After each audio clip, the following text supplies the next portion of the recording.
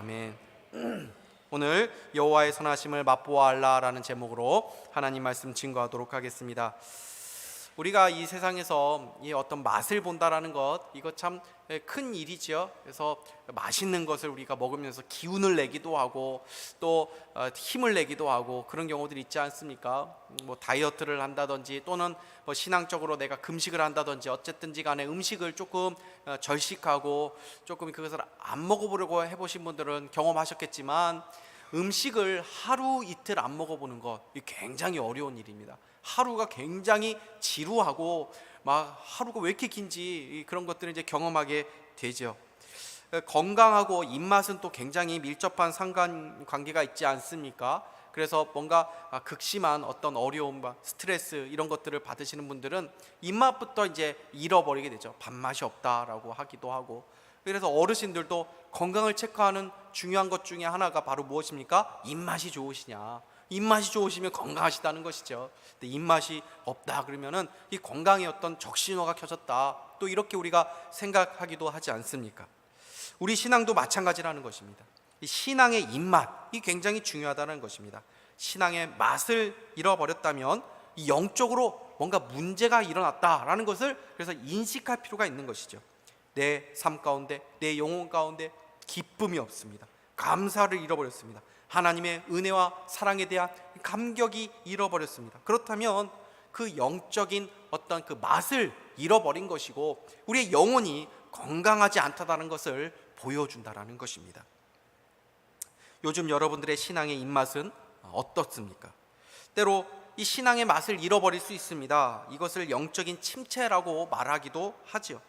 그러나 신앙의 여정이 때로는 이런 침체를 경험하는 그런 굴곡이 있지만, 이 믿음의 사람들은 항상 이 영적인 맛을 늘 회복을 했고 이 영적인 맛을 늘 정기적으로 느끼며 살았던 사람이라는 것을 우리는 기억해야 합니다.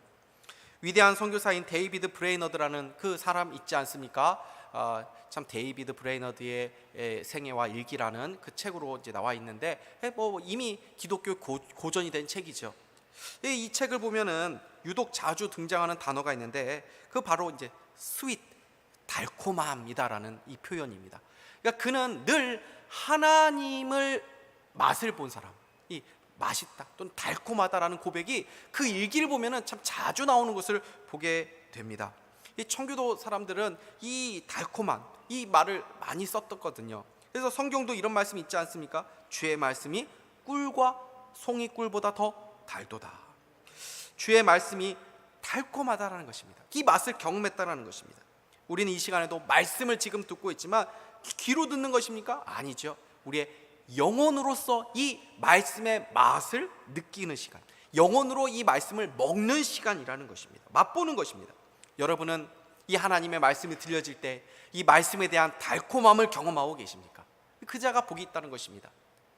아무리 우리의 삶 가운데 고난이 있다 하더라도 그 고난을 통해서 하나님의 말씀이 하나님의 음성으로 들려지고 그 말씀 속에서 하나님의 그 달콤한 속삭임이 들려진다면 그 자야말로 복이 있는 자다 말씀하는 것입니다. 예배도 마찬가지입니다. 예배도 맛이 있습니다. 은혜의 맛이 있습니다. 이 예배에 우리가 무슨 맛을 느끼는 것입니까? 하나님의 선하심을 맛보는 시간이 바로 이 예배라는 것입니다. 이 맛을 아는 사람들은 예배를 드려도 감격이 있죠. 그냥 뭐 건조하게 예배 드리지 않습니다. 이 예배 드리면서 다시 한번 이 맛이 회복이 되는 것입니다. 그렇지, 하나님의 은혜가 내 삶 가운데 있지, 하나님이 나를 사랑하시지 하면서 그 하나님으로 인해서 감사와 기쁨과 소망을 느끼면서 하나님 앞에 나아가는 시간이 바로 이 예배 시간이라는 것입니다. 주일은 이 하나님으로 인해서 우리가 그 선하심의 맛을 보기도 하지만 또 주일은 어떤 시간입니까? 바로 이 세상 가운데 지쳐있는 우리의 믿음의 동역자들이 함께 모여서 반갑게 만나는 시간 아닙니까? 그래서 우리 성도님들 만나는 이 주일이 참 너무나도 기다려진다. 우리 성도님들이 주일날 내가 만나는구나 하면서 기다려지는 것입니다. 함께 성도들과 교제하면서 일주일 동안 믿음의 싸움을 하면서 지쳐있는 동지들이 서로 위로하고 격려하고 그 교제의 기쁨을 누리는 시간이 바로 함께 모이는 이 주일이라는 것입니다. 그리고 봉사하면서 또 봉사의 기쁨도 누리는 것이죠. 이렇게 신앙생활하면서 우리가 이 맛을 누리는 것입니다. 오늘도 하나님으로 인해서 또 성도들과의 교제를 통해서 이 교회에서 함께 우리가 이 영적인 맛을 회복하고 누리고 또 충만해지는 복된 주일이 될 수 있기를 주님의 이름으로 축복합니다. 오늘 본문은 하나님을 맛본 이것을 뭐라고 얘기하고 있냐면은 여호와의 선하심이다. 그러니까 하나님에 대한 맛을 여호와의 선하심이라고 표현을 하고 있는 것을 보게 됩니다. 우리는 하나님을 믿습니다. 하나님 믿는다는 말이 무슨 말입니까? 하나님의 선하심을 내가 믿는다라는 말이죠. 우리는 어떤 환경에서도 우리에게 어떤 상황이 닥친다 하더라도 하나님의 선하심을 우리는 믿는 사람들이고 그 여호와의 선하심을 맛보는 사람들이라는 것입니다. 출애굽기 33장을 보면은 모세가 주의 영광을 내게 보여달 주십시오라고 이렇게 이야기를 하거든요. 하나님 앞에. 그때 하나님께서 그 기도에 대해서 응답하여 주십니다. 그래서 뭐라고 말씀하시냐면은 이렇게 말씀하십니다. 19절 보시면 여호와께서 이르시되 내가 내 모든 선한 것을 내 앞으로 지나가게 하고. 무슨 말씀입니까? 모세가 주의 영광을 내게 보여주소서, 주의 영광을 내게 보이소서, 이렇게 하나님께 도움을 구하고 하나님께 이렇게 요구를 했는데 하나님께서 그 기도를 응답해 주셔서 주의 영광을 보여주시는데 그 주의 영광이 뭐라는 것입니까? 나의 모든 선함을 내 앞에 지나가게 하겠다. 그러니까 주의 영광이 무엇입니까? 아버지 하나님의 선하심이 바로 주의 영광이라는 것입니다. 주의 영광을 우리가 맛본다는 것은 바로 주의 선하심을 맛본다는 말과 같은 말이죠. 주의 영광을 내가 봅니다. 주의 선하심을 본다는 얘기입니다. 사람들은 조금 이렇게 잘 살기 시작하면은 그 다음부터는 쾌락을 추구하기 시작합니다. 스트레스를 내가 받았으니까 그 스트레스를 내가 해소하기 위해서 또는 내가 기분 전환을 하기 위해서라는 스스로의 합리화를 하면서 육적인 쾌락을 추구하기 시작합니다. 세상에서의 어떤 맛을 찾는 것이죠. 그러나 성도들은 하나님의 영광을 맛본 사람들입니다. 그래서 우리는 금욕을 실천하는 사람들이 아니라 더 신령한 맛을 추구하는 사람들입니다. 세상의 쾌락을 이기는 방법은 그것을 내가 참아내는 것이 아니라 하나님의 영광, 그분의 선하심을 맛볼 때에 세상의 맛을 이거 불량식품이다 하면서 그것을 아무렇지도 않게 그거를 추구하지 않게 된다라는 것입니다. 세상의 쾌락의 끝은 어떻습니까? 허탈감입니다. 허무함입니다. 공허함입니다. 그리고 더 갈증만 느끼게 됩니다. 그러나 하나님의 영광은 우리에게 진정한 만족을 주는 줄 믿으시기를 바랍니다. 오늘 본문에서는 하나님의 선하심에 대해서 깊이 맛본 한 인물이 등장하게 됩니다. 그 사람이 누구입니까? 다윗입니다. 그러면 그는 어떻게 하나님의 선하심을 맛보고 이렇게 아름답게 그 하나님의 선하심을 노래할 수 있는 것입니까? 두 가지를 우리가 생각해 보려고 합니다. 첫 번째로 다윗은 고난 중에 하나님의 선하심을 맛보았기 때문에 그 선하심을 노래하고 있다는 것입니다.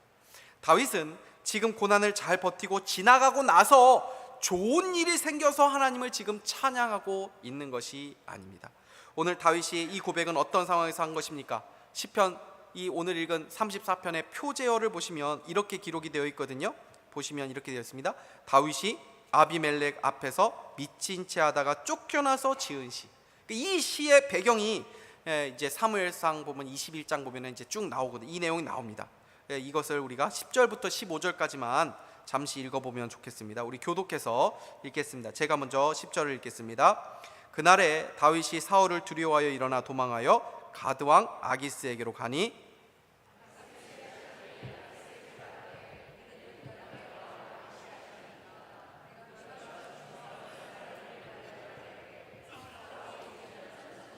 다윗은 만만유로다 하지 아니하였나이까 한지라. 다윗이 이 말을 그의 마음에 두고 가드왕 아기스를 심히 두려워하여 그들 앞에서 그의 행동을 변하여 미친 채하고 대문짝에 그적거리며 침을 수염에 흘리매 아기스가 그의 신하에게 이르되 너희도 보거니와 이 사람이 미치광이로다 어찌하여 그를 내게로 데려왔느냐. 내게 미치광이가 부족하여서 너희가 이 자를 데려다가 내 앞에서 미친 짓을 하게 하느냐. 이 자가 어찌 내 집에 들어오겠느냐 하니라. 다윗이 사울로부터 죽음의 위협을 받으면서 이제 쫓기고 있었습니다. 너무나도 이제 다급한 나머지 이스라엘에서 이제 이렇게 피난처를 찾기가 이제 어려우니까 어디로 생각하게 되면은 블레셋 땅으로 숨어 들어가기로 한 것입니다. 그 중에서 이제 가드로 이제 들어간 거예요. 이 가드라는 곳이 어떤 곳입니까? 우리가 한 번쯤 들어보셨을 것입니다. 이 골리앗의 고향입니다. 이 골리앗의 아주 그냥 호랑이 굴에 이제 들어가기로 한, 왜요? 블레셋은 그 땅은 사울 왕의 손길이 미치지는 않는 곳이니까. 거기 그냥 내가 그냥 여기라도 숨으면은 사울에게서는 내가 피할 수 있겠지 하면서 거기에 들어간 것입니다. 근데 거기에서 이제 블레셋 왕을 이제 만났는데 이제 그 신하들이 있었습니다. 근데 신하들이 다윗이 골리앗을 쓰러뜨렸을 때의 나이를 대충 이제 10대 중반, 그러니까 그때쯤으로 이제 추정을 합니다. 그런데 지금 이때 사울 왕을 피해서 이제 도망 다닐 때 이때를, 이 시편을 썼을 때 이 시점을 다윗이 한 20대 초반쯤으로 이제 추정을 하거든요. 한 5, 6년 지난 시점 아닙니까? 골리앗을 쓰러뜨린 이후에. 그러니까 이제 소년 다윗에서 나름대로 이제 청년 다윗기로 접어들었으니까 얼굴도 조금 변화가 있을 수 있겠죠. 그런데 이 다윗을 알아본 것입니다. 여러분, 다윗이 골리앗을 쓰러뜨렸을 때에 이스라엘에서 다윗이 한순간에 영웅으로 떠오르죠. 유명 인물이 되지 않습니까? 그런데 이스라엘에서만 유명한 사람이 아니죠. 이제는 블레셋에서도 다윗이 유명 인사가 될 수밖에 없습니다. 왜요? 블레셋에서 이 골리앗은 아주 최고의 용사 아닙니까? 이 챔피언 아닙니까? 근데 그 골리앗을 쓰러뜨리는 인물이 이 다윗이니까 블레셋에서도 이 다윗은 유명 인물입니다. 그런데 이 다윗을 알아본 신하들이 있었던 것 같습니다. 그래서 왕에게 말합니다. 아니 왕이요, 이 사람이 누군지 아십니까? 이 사울이 죽은 자는 천천히요, 다윗이 죽은 자는 만만이로다 할 때 그 다윗이 이 사람입니다, 이 얘기를 합니다. 그리고 이 말을 하는 것을 다윗이 듣자 다윗이 큰 두려움에 사로잡히게 되죠. 왜요? 이 호랑이를 들어왔는데 아무리 본인이 다윗이라 할지라도, 골리앗을 무찌르는 그런 용사라고 할지라도 거기서 그 혼자서 모든 신하들을 상대하면서 거기서 빠져나올 방법이 있습니까? 꼼짝없이 죽게 된 것입니다. 이 위기 가운데 있을 때에 이 다윗이 갑자기 퍼뜩 이 하나의 아이디어가 떠오르죠. 머릿속에. 바로 내가 미친 채를 해야겠다. 그러면서 어떻게 합니까? 그냥 갑자기 침을 수염까지도 질질 막 흘리게 되고 문에다가 막 그적거리면서 막 미친 행동을, 온갖 미친 행동을 하게 됩니다. 그러니까 이 블레셋 왕 아기스가 딱 보고 뭐라고 합니까? 재밌는 말을 하죠. 야, 우리가 있는 이곳에서도 미친 사람들이 많은데 미친 사람들 지금 부족해가지고 또 한 명 미친놈 데려온 거냐? 하면서 막 그렇게 해학적으로 말하지 않습니까? 신하들이 못마땅했나 봅니다. 그렇게 하면서 신하들을 막 야단치면서 야, 당장 내쫓아라 하면서 쫓겨나게 되죠. 그 위기에서 다윗이 이제 벗어나게 된 것입니다. 그러고 난 다음에 어디로 가냐면 이 아굴람이라고 하는 굴에 가게 되거든요. 그렇게 그 굴에 가는데 어느 순간 어떻게 합니까? 그곳에서 사람들이 몰려오기 시작하는 것입니다. 혼자서도 도망다니기 바쁜 사람인데 사람들이 찾아옵니다. 이 사람들이 누구입니까? 사울 왕이 나라를 제대로 다스리지 못하고 다윗만 찾는데 혈안이 되어 있으니까 나라가 엉망이죠. 그렇게 왕이 나라를 제대로 다스리지 못하고 나라가 제대로 돌아가지 않으면 어떤 사람들이 나라에 많이 생기게 됩니까? 원통한 사람, 억울한 사람들, 그리고 막 빚진 사람들, 이런 사람들이 많이 늘어나게 되죠. 그런 사람들이 다윗을 이제 찾아온 것입니다. 그렇게 한두 명 이렇게 찾아오면서 어느새 약 400명의 그 공동체가 생겨난 것입니다. 다윗이 지금 나이가 20대 초반이라 그랬죠. 그런데 그런 청년에게 의지해서 사람들이 찾아온 것이죠. 여러분, 다윗이 그런 사람들이 찾아왔다고 해서 막 힘이 되었겠습니까? 세상에서 나름대로 힘이 좀 있고 뭔가 좀 가진 것이 있고 하는 사람들이 찾아와도 도움이 될까 말까 하는데 하나같이 다 원통한 사람들, 억울한 사람들, 고난 가운데 있는 사람들, 빚이 많은 사람들, 그래서 온 사람들, 다 그런 사람들만 있는 것입니다. 저 같으면 하나님, 도대체 저에게 왜 이러시는 것입니까? 제가 무슨 잘못을 했습니까? 기름 부음을 받은 날부터 제 삶은 잘 나가는 것 같지만 사실 생각해 보면 그때부터 제 인생 꼬인 것 같습니다. 이 광야에서 매일 도망자로 살아가는 것도 힘들고 하루 이틀도 아니고 이게 지치는 삶인데 이런 사람들까지 보내주시면 저보고 어쩌라는 것입니까? 우리가 그럴 때 있지 않습니까? 우리에게 문제가 있습니다. 우리에게 고난이 있습니다. 하루 이틀의 고난이 아닙니다. 계속 지쳐갑니다. 그런데 하나님은 엎친 데 덮친 격으로 우리에게 또 뭔가를 요구하실 때가 있습니다. 요구하시는 순종이 있을 때가 있습니다. 그러면 하나님, 제가 지금 그 일을 할 때입니까? 저에게 지금 왜 이러십니까? 제 가정 상황 아시지 않습니까? 제 삶의 상황 아시지 않습니까? 제 자녀들이 이런데, 아니 이런 상황에서 어떻게 제가 이런 것까지 순종해야겠습니까? 어떻게 이런 일까지 하라고 하십니까? 이럴 때 있지 않습니까? 근데 나중에 이 공동체가 어떻게 됩니까? 다윗의 나라를 세우는 중요한 초석이 됩니다. 우리는 한치 앞 이 눈앞에 그냥 단거리적으로 보고 그냥 하나님 왜 이러십니까 할 때 있는데, 하나님께서는 우리에게 유익이 되도록 하기 위해서 그 일들을 허락해 줄 때가 있다라는 것입니다. 그뿐 아니라 다윗은 그 공동체, 즉 그 작은 공동체를 이끌어가면서 왕으로서의 훌륭한 자질을 훈련하고 갖추어 가게 됩니다. 그리고 그 공동체가 다윗에게 짐이 되는 줄 알았는데 오히려 힘들 때 이 다윗에게 큰 위로와 버팀목이 되더라는 것입니다. 지금 다윗이 바로 그 공동체 사람들을 향해서 설교하고 있는 것이 바로 이 시편 34편이라는 것입니다. 여호와의 선하심을 맛보아 알지어다. 그에게 피하는 자는 복이 있도다. 다윗은 공고한 중에 여호와의 선하심을 맛보았습니다. 그리고 다윗과 같이 어디도 기댈 것 없고 그래가지고 공고하고 그 고난 가운데 있는 그 사람들을 향해서 다윗은 하나님의 선하심을 너희들도 그 상 가운데 있다 하더라도 맛볼 수 있다라고 그렇게 말하는 것이죠. 이론적인 말이 아니라는 것입니다. 다윗 자신이 그 고난 속에서 하나님의 선하심을 맛보았기에 체험해서 그 말씀이 자신의 삶을 통과해서 그 공고한 자들을 위로하는 놀라운 말씀으로 지금 전하고 있다는 것입니다. 어떻게 다윗은 하나님의 선하심을 맛본 것입니까? 블레셋에서 자신이 목숨을 부지할 수 있었던 이유가 자신의 어떤 재치, 어떤 기지 때문이 아니라 하나님의 도움이었다라고 다윗이 믿었기 때문입니다. 사실 이 일은 다윗에게는 굴욕적인 사건입니다. 얼마나 스스로 비참함을 느꼈겠습니까? 아이고, 이렇게 내가 위기 가운데서 벗어나서 참 다행이다, 아이고 기쁘다, 우리가 이렇게 생각할 수 있을지 몰라도 다윗 마음 가운데 그 이후에 큰 비참한 마음이 들었을지도 모릅니다. 예전에 제 흥성대원군에 대한 이 드라마를 제가 본 기억이 얼핏 납니다. 이 왕족인 자신이 후위를 이제 도모하기 위해서 미친 척을 하면서 살아가지요. 그런데 사람을 잘 믿지 못하는 어떤 권력자가 저 사람이 미친 게 아니고 연기할 수도 있어, 우리를 방심하게 하기 위해서 그냥 미친 척하고 있을 수도 있는 거야 하면서 계속 그 흥성대원군에 대한 경계를 늦추지 않습니다. 그리고 정말 그 사람이 미쳤는지 아니면 그냥 미친 척을 하는지 한번 테스트를 하기로 하죠. 그러면서 너무나도 굴욕적인 상황 가운데 그 사람을 몰아넣습니다. 그때 흥성대원군이 어떻게 합니까? 순간 자기의 마음 가운데 그 자존심이 상하니까 욱하는 마음이 생기지만 거기서 화내지 않고 다시 허허 웃습니다. 그리고 그 사람이 그런 굴욕적인 그런 사건을 만들어냈지만 끝까지 자존심을 버리고 그렇게 미친 척을 하죠. 그러면서 거기서 벗어나게 됩니다. 그때 흥선대원군의 마음이 어땠을까요? 기뻤겠습니까? 아, 내가 이렇게 살아났다 하면서 기뻤겠습니까? 비참한 마음이 들었을 것입니다. 굴욕적인 마음이 들었을 것입니다. 내가 이렇게까지 하면서 목숨을 부지해야 하나 하는 마음이 들었을 것입니다.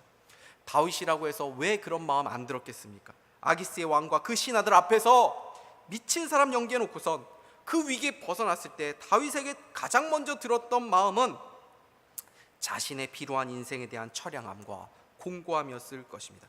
이렇게까지 내가 목숨을 부지하기 위해서 노력을 해야 하나 하면서 그 자기 연민에 사로잡혀 있을 수도 있는 것입니다. 낙심, 의기소침, 무력감, 이런 감정이 일시적으로 다윗을 사로잡을 수 있는 것입니다. 그런데 놀랍게도 다윗은 이 모든 감정을 다 이기고 모든 사람에게 선포하고 있습니다. 여호와의 선하심을 맛보아할지어다. 그에게 피하는 자는 복이 있도다. 어떻게 이렇게 비참하고 낙심할 수 있는 상황에서 그는 하나님의 선하심을 맛보아하려고 세상을 향해서 선포할 수 있었을까요?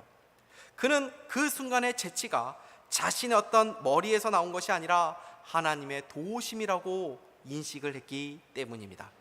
여러분, 우리에게 가장 중요한 것은 삶의 어떤 상황, 삶의 정황이 아니라 그 삶에 대한 해석입니다. 믿음의 실력이 무엇입니까? 바로 지금 나의 이 상황을 믿음으로 해석해내는 실력을 말하는 것입니다. 고난은 우리 인생에서 피할 수 없는 주제입니다. 누구나 다 고난을 받습니다. 누구나 다 이 고난을 피할 수 없는 것입니다. 그래서 그 고난을 믿음으로 해석해내는 것이 중요한 것입니다. 어떤 사람은 고난 속에서도 하나님의 함께 하심을 봅니다. 그 선하신 하나님을 맛봅니다. 그리고 다윗처럼 하나님을 찬양하고 감사하고 고난 가운데 있는 사람들을 위로하고 격려합니다. 그런데 반면에 그 고난 속에서 하나님을 원망하고 불평하고 그 불평을 주변 사람들에게 확대시키는 사람도 있습니다. 광야의 이스라엘 백성들을 보십시오. 하나님께서 만나를 늘 보내주셨습니다. 그리고 광야에서 그 이스라엘 백성들을 먹이시는 그 은혜를 날마다 베풀어 오셨습니다. 그런데 이스라엘 백성들은 어떻게 했습니까? 원망했습니다. 왜 원망했습니까? 고기가 없다. 고기가 있는 것을 보지 못하고 없는 것, 더 좋은 것을 보기 시작한 것입니다. 이때 하나님께서 뭐라고 말씀하십니까? 냄새도 싫어하기까지 한 달 동안 먹게 하시리니 이는 너희가 너희 중에 계시는 여호와를 멸시하고 그 앞에서 울며 이르기를 우리가 어찌하여 애굽에서 나왔던가 함이라 하라. 하나님 뭐라고 말씀하십니까? 그 불평하는 이스라엘 백성들 가운데 내가 함께하고 있다. 내가 너희와 함께하고 있거늘 왜 불평하고 있냐? 이스라엘 백성들 가운데 하나님께서 그냥 보고만 계신 것이 아니라 만날 날마다 공급해 주시며 이스라엘에게 하나님의 선하심을 맛보게 하십니다. 만나를 먹을 때마다 그들은 여호와의 선하심을 그들은 맛보는 삶을 살았다는 것입니다. 그런데 그들은 그 하나님의 선하심을 매일마다 맛보았음에도 불구하고 하나님의 선하심을 찬양하고 감사하기보다는 불평했다라는 것입니다. 오늘날에도 하나님께서는 여전히 우리에게 이러한 만나를 주고 계신 줄을 믿으시기 바랍니다. 우리가 누리고 있는 모든 것 하나님이 우리에게 주신 만나들 아닙니까? 문제는 우리를 둘러싸고 있는 이 만나의 은혜, 하나님의 선하심의 은혜를 우리가 놓치고 불평하고 그 고난을 믿음으로 해석하고 있지 못하다는 것입니다. 다윗은 블레셋 왕 앞에서 죽을 위기에 처했을 때에 하나님께서 무슨 천지개벽을 하셔서 막 지진이 나게 하셨는지 막 우박을 막 갑자기 내리시든지 하는 그러한 정말 이건 하나님의 기적이구나, 하나님이 나를 도와주신 그러한 일이구나 라고 하는 어떤 드라마틱한 방식을 통해서 하나님께서 구원해 주신 것이 아니죠. 어떻게 보면 세상사를 볼 때는 다윗이 어떻게 너 구원받았어? 그곳에서 어떻게 구원받았어? 하나님이 도와주셔서 어떻게 했는데 내가 미친 척 해가지고 나온 거야. 그게 뭐 하나님 도와주신 거야. 네 기지로 그냥 벗어난 거지. 세상 사람들은 그렇게 여길 수 있는 그런 어떻게 보면 가벼운 일일 수 있어도 사소한 일일 수 있어도 다윗은 아니야. 그건 내 기지로 내가 벗어난 게 아니야. 하나님의 선하신 도우심 때문이었어 라고 확신했다라는 것입니다. 하나님은 지금도 이런 방식으로 우리의 사소한 일상에서 수없이 일하고 계시다는 것을 믿으시기를 바랍니다. 몸이 아픈 부모님, 몸이 아픈 자녀들, 하루 이틀이 아닙니다. 한 달, 두 달이 아닙니다. 10년, 20년 너무나도 지칠 수밖에 없는 그 삶 가운데 계신 분들이 많이 있습니다. 매일 아침 출근하면서도 그 출근하는 것이 두렵고 또는 한숨 쉬면서 하루를 시작하는 그런 성도들도 얼마나 많이 있는지 모릅니다. 그러나 성경은 그런 가운데서도 신자는 하나님의 선하심을 맛볼 수 있다라고 말하고 있는 것입니다. 고진감래, 네가 그 고난 조금 더 참고 인내하면 해 뜰 날이 올 거야. 좋은 날이 올 거야. 그러니까 조금 더 버텨. 이것은 세상 사람들의 위로입니다. 성경은 그렇게 위로하지 않습니다. 고난을 잘 이겨내면 좋은 날이 올 것이다 라고 위로하는 것이 아니라 그 고난 가운데서도 너희는, 하나님의 백성들은 하나님의 선하심을 맛볼 수 있다. 아니, 오히려 그 고난 속에서 더 큰 하나님의 선하심을 너희들은 맛볼 수 있는 사람들이다 라고 성경은 말씀하고 계시다는 것입니까? 만사가 잘 될 때 하나님의 선하심을 고백하는 것이 뭐 그렇게 대단한 일이겠습니까? 공고할 때, 환난의 그 짙은 그늘이 우리의 삶에 드리워져서 앞이 보이지 않고 어떻게 벗어나야 될지 알지 못하는 그때가 바로 하나님의 선하심을 선포하는 영광스러운 기회라는 것을 기억할 수 있기를 바랍니다. 다윗은 고난의 한복판에서 하나님의 선하심을 맛보았고 그 맛을 본 사람이 외치면서 또 다른 고난 가운데 공고한 삶 가운데 있는 백성들을 향해서 최고의 설교를 지금 하고 있는 것입니다. 두 번째로 우리가 주의 선하심을 맛보아 알기 위해서 어떻게 해야 됩니까? 죽게 피하는 인생이 되어야 된다는 것입니다. 오늘 본문 8절 우리 다시 한번 읽어보도록 하겠습니다. 시작. 너희는 여호와의 선하심을 맛보아 알지어다. 그에게 피하는 자는 복이 있도다. 아멘. 다윗은 항상 사울을 피하는 인생이었습니다. 오늘 아침 일어나면 오늘은 내가 어디로 피해야 될까? 오늘은 내가 어디가 좀 더 안전한 피난처일까? 늘 피하는 인생이고 피난처를 찾는 인생이었습니다. 피난처가 그 다윗에게 늘 중요한 문제였던 것입니다. 그렇게 피난처를 찾다 못해 그가 찾은 피난처가 블레셋 아니었습니까? 여기는 그래도 사울이 침범하지 못하겠지. 그런데 거기서 그가 더 큰 위기를 만나게 되면서 그가 깨달은 것이 무엇입니까? 내가 사람에게로 피하려고 했구나. 이 세상에서 나의 어떤 피난처, 나의 안전을 찾으려고 했구나. 내가 이 세상에서 이렇게 해가지고 이런 계획을 세워서 이렇게 돈을 벌어서 내 미래를 이 세상에서 내가 안전을 두려고 했구나. 그러면서 그렇구나. 내가 피해야 될 것은 하나님이구나. 그가 비로소 그 블레셋에서 큰 위기를 당하면서 정답을 찾은 것입니다.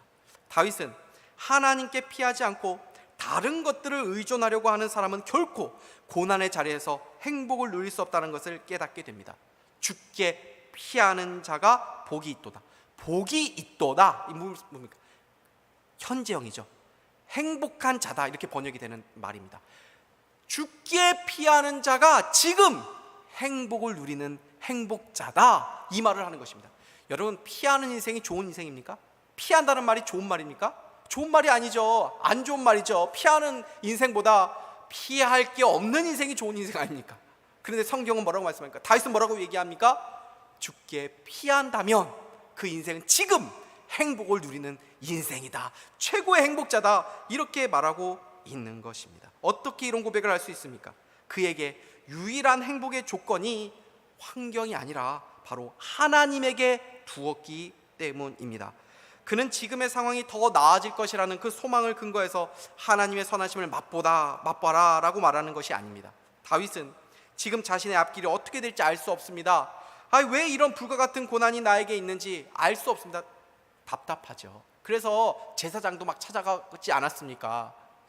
왜 내 문제 가운데 왜 어떻게 해야 되는지 너무나도 답답한데 한 가지 다윗이 아는 것이 하나 있었습니다. 그것이 무엇입니까? 모든 것은 내가 다 모르겠는데 그것은 바로 하나님 여전히 지금도 살아계시며 내 삶을 주관하고 계시고 그 하나님께 피하다면은 나는 안전하다라는 그 확신을 그 다윗이 가진 것입니다. 여러분은 고난이 오면 하나님께 피하십니까?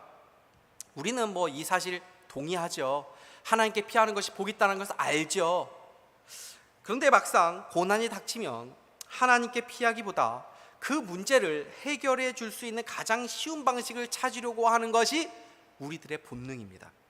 그래서 문제가 일어나면 이 문제는 이 정도의 돈이 있으면 해결이 되는데 그러면은 내 자녀가 좀 도와주면, 또는 내 부모님이 좀 도와주면, 또는 좀 내 주변에 어떤 힘 있는 사람이 좀 도와주면 해결이 될 수 있는데, 그 전문가가, 그 힘을 가진 사람이 좀 내 편이 되어주고 나를 도와주면 이 문제는 좀 해결이 될 수 있을 텐데 하면서 그렇게 하나님보다 그 사람, 어떤 가진 힘, 세상의 어떤 것을 의지하게 될 때가 있다는 것입니다. 근데 그렇게 그것을 의지하게 되면 어떻게 됩니까? 불행해진다는 것입니다. 오늘 다윗이 가지고 있는 이 영적 세계를 한번 보십시오. 행복의 조건이 환경에 있지 않습니다. 다윗은 이 비루하고 비참한 자신의 인생 가운데 여전히 하나님이 계시다라는 것을 믿었습니다. 그리고 그 하나님은 나의 하나님이시고 모든 상황을 전적으로 하나님께서 다스리고 계시다는 것을 믿었습니다. 그러하였기에 다윗은 지금 하나님께로 피하고 있습니다. 환경으로 인해서 즐거워하기로 한 것이 아니라 그 하나님으로 인해서 즐거워하겠다고 결심한 것입니다. 이것이 바로 하나님의 선하심을 맛보아하는 인생입니다. 병이 나아졌을 때, 내 어떤 문제, 이 고통스러운 환경이 바뀌었을 때, 그 문제가 해결됐을 때, 나를 괴롭히는 그 사람이 사라졌을 때에 하나님의 선하심을 맛보는 것이 아니라 지금 이 순간 이 고난의 상황에서도 내가 하나님께로 피할 때에, 그 하나님을 의지할 때에, 그 하나님을 내가 의지하고 있기 때문에 그 하나님이 나의 유일한 즐거움이고 나의 만족의 근원이 되시기에 내가 행복할 수 있다는 것입니다. 고난 가운데 계신 성도님들 계십니까? 그 고난에서 우리가 집중해야 될 것은 바로 그 고난 자체가 아닙니다. 그 고난을 여러분 묵상하지 마십시오. 그리고 무엇을 묵상해야 됩니까? 하나님을 묵상하시는 것입니다. 그 하나님이 얼마나 선하신 분인지, 얼마나 나를 사랑하시는 분인지, 그 하나님의 은혜가 지금도 나와 함께하고 있다는 그 하나님을 묵상하는 것, 나의 즐거움, 나의 만족의 근원을 하나님께 둘 때, 그때 우리가 하나님께로 피하는 인생이라는 것입니다. 그때 우리는 어떤 상황에서도 하나님의 선하심을 맛보는 인생이 될 수 있다는 것입니다. 말씀을 맺으면서 한 사람을 소개하려고 합니다. 이 사람은 주옥과 같은 찬송 가사를 많이 쓴 이 페니 크로스비라는 여인입니다. 이 여인은 태어난 지 6주 만에 그 의사의 실수로 인해서 이제 실명을 하죠. 그리고 평생 95년 동안 그냥 맹인으로 살아가게 됩니다. 그러면서 그가 약 10,000편 이상의 이 아름다운 이 찬송가 가사를 지었습니다. 근데 그녀가 이런 말을 남겼습니다. 나는 지금까지 살아오면서 한순간도 누구에 대한 원한이나 분노를 품은 일이 없습니다. 의사의 실수로 눈을 다 잃어버렸는데 한순간도 누구에 대한 원한이나 분노를 품은 일이 없다는 것입니다. 왜냐하면 나는 좋으신 하나님과 그분의 무한하신 자비를 항상 믿어왔기 때문입니다. 그분은 나를 거룩한 자로 구별하셨고 그분의 일을 하게 하셨습니다. 나에게 베푸신 그 많은 축복을 기억할 때 내가 어떻게 감히 불평할 수 있겠습니까? 저 사람이 저렇게 많이 했어도 내가 이렇게까지 내가 고난을 받지 않을 텐데, 이렇게 고생하지 않을 텐데 하면서 우리가 누구에 대해서 탓을 한다면 그 무엇입니까? 하나님을 아직 믿고 있지 않는다는 것이죠. 이런 고백이 어떻게 가능합니까? 선하신 하나님에 대한 믿음이 이 그녀에게 있었기 때문 아닙니까? 그리고 이 고백은 이 사람만의 고백이 아니라 바로 선하신 하나님을 믿는 모든 신자들의 고백이 될 수 있는 줄 믿습니다. 다윗의 인생 전체를 우리가 알고 있지 않습니까? 여러분, 다윗의 인생에 있어서 신앙의 최전성기가 언제였습니까? 왕이 된 이유였습니까? 아니죠. 광야에서 사울을 피해서 도망갔을 때 이 주옥과 같은 이 시편을 남기지 않았습니까? 그러면서 하나님께 부르짖고 하나님께로 피하였을 때, 그때가 바로 이 다윗의 인생 가운데 가장 최고의 신앙의 절정기였다는 것을 우리는 알게 됩니다. 그때 하나님의 선하심을 가장 깊이 이 다윗이 맛본 것입니다. 그리고 언제부터 다윗이 타락하기 시작합니까? 왕이 되어 이후부터. 그래서 왕이 된 이후에 그는 가장 악한 죄를 저지르지 않았습니까? 여러분, 우리의 삶 가운데 평안할 때, 만사형통할 때 참 모든 것이 잘 풀리기를 우리는 바라지만, 우리는 어떤 사람인 줄 아십니까? 모든 것이 잘 되고 있을 때에 그때 우리는 어떤 생각을 주로 하게 되냐면 죄 지을 생각만 하는 것이 우리들의 모습이라는 것입니다. 고난 가운데 계신 분들 계십니까? 그곳에서 우리의 유일한 행복의 근원 되시고 구원자가 되시는 그리스도, 그분께로 피하실 수 있기를 바랍니다.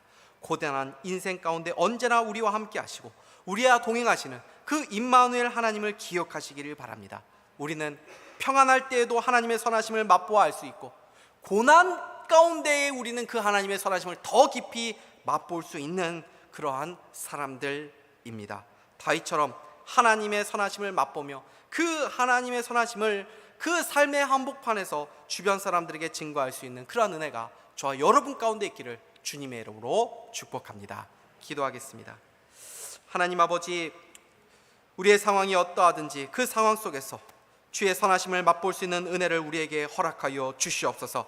우리의 눈을 열어 내 삶을 에워싸고 있는 하나님의 선하심을 늘 인식할 수 있게 하여 주시고, 세상적이고 물질적인 것을 의지하는 인생이 아니라 가장 안전하고 가장 선하신 그리스도께로 피하여 고난 중에도 주의 선하심을 맛보며 그 주의 선하심을 증거하는 복된 우리 모두가 될 수 있도록 인도하여 주시옵소서. 예수 그리스도의 이름으로 기도하옵나이다.